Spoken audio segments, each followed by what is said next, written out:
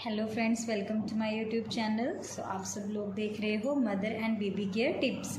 तो आज मैं आप सबको बताती हूँ कि नॉर्मल जो डिलीवरीज़ होती हैं, जो नॉर्मल वजाइनल डिलीवरी होती है, सम टाइम कई डिलीवरीज़ में होता है कि वजाइना पे कट लगता है। जब बेबी का हेड बड़ा होता है और बेबी काफ़ी बड़ा होता है तो ईज़िली नहीं आउट हो पाता, तो कट लगता है, वजाइना कट।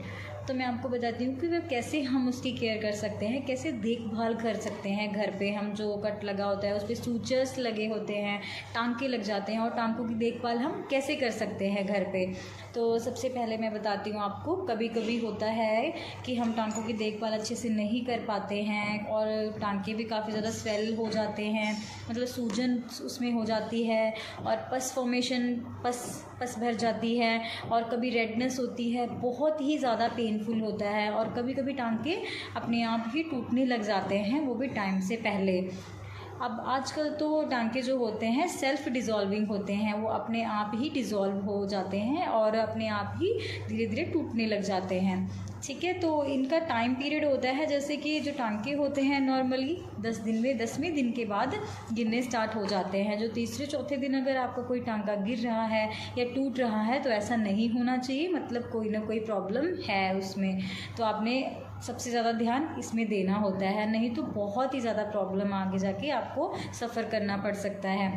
तो सबसे पहले हम कैसे ध्यान रख सकते हैं? तो सबसे पहले क्या ध्यान देना होता है, सबसे पहला स्टेप ये है कि जो टांकों का एरिया होता है, जो आपका प्राइवेट पार्ट होता है, वो ज़्यादा देर तक गीला नहीं रखना है। आपने ज़्यादा नमी नहीं उसमें रहने देनी है। जब भी आप पैड चेंज करो या जब भी उस एरिया को वॉश करो, तुरंत हल्के से टैप करके उसको ड्राई कर लो अच्छे से। और अगर आपको ब्लीडिंग हो रही है, पहले तो 45 डेज़ या 1 मंथ तक थोड़ा थोड़ा ब्लीडिंग रहती है वुमन को।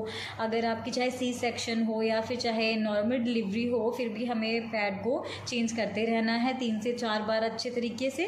और चेंज करने के बाद क्लीन करके अच्छे से उसको वेट करके फिर अच्छे से उसमें, और वेट कैसे करना है, हमने कैसे क्लीन करना है उसको, गर्म पानी से सबसे पहले उसकी सिकाई करनी है।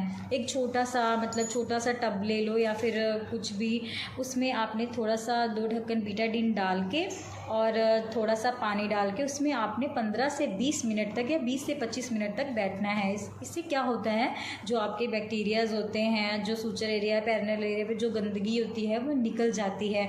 इससे आपकी थोड़ा सा पेन भी रिड्यूस होता है। आपको समटाइम बहुत ज़्यादा पेन भी महसूस होता होगा, जो फर्स्ट सेकंड थर्ड डे होता है काफ़ी ज़्यादा पेनफुल होता है। सूचर वाला एरिया बहुत ज़्यादा दर्द करता है और उसमें हम अच्छे से क्लीन नहीं कर पाते, उसकी देख रेख अच्छे से नहीं कर पाते।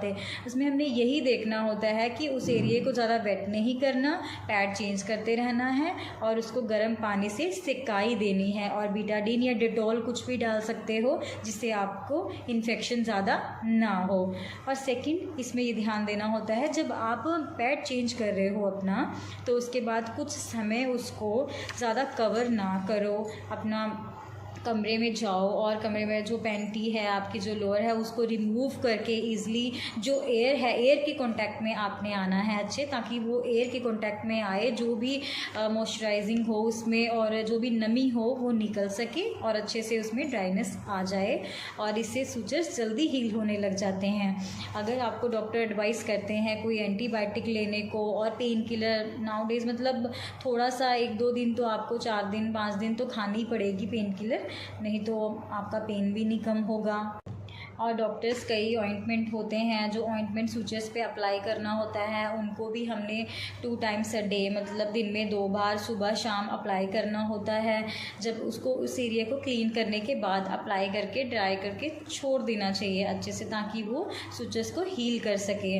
और जब सूचर्स रिमूव होने लग जाते हैं अपने आप, 10 से 20 दिन, वैसे तो इसको ठीक होने में 10 से 20 दिन लग जाते हैं। और समटाइम क्या होता है, सूचर्स टूट जाते हैं तो उसमें दोबारा से नहीं हम करते, सूचर्स दोबारा से नहीं लगाते हैं, तो इस चीज़ का ध्यान देना होता है। और इसमें स्पेशल ये ध्यान देना होता है कि चौकड़ी नहीं मारनी, पलथी मार के नहीं बैठना है। इससे क्या होता है, टांके टूटने का डर रहता है और टांकों में पस भी भर जाती है और बहुत ज़्यादा रेडनेस स्वेलिंग होने लग जाती है, तो इससे बाद में बहुत ज़्यादा आपको परेशानी आती है।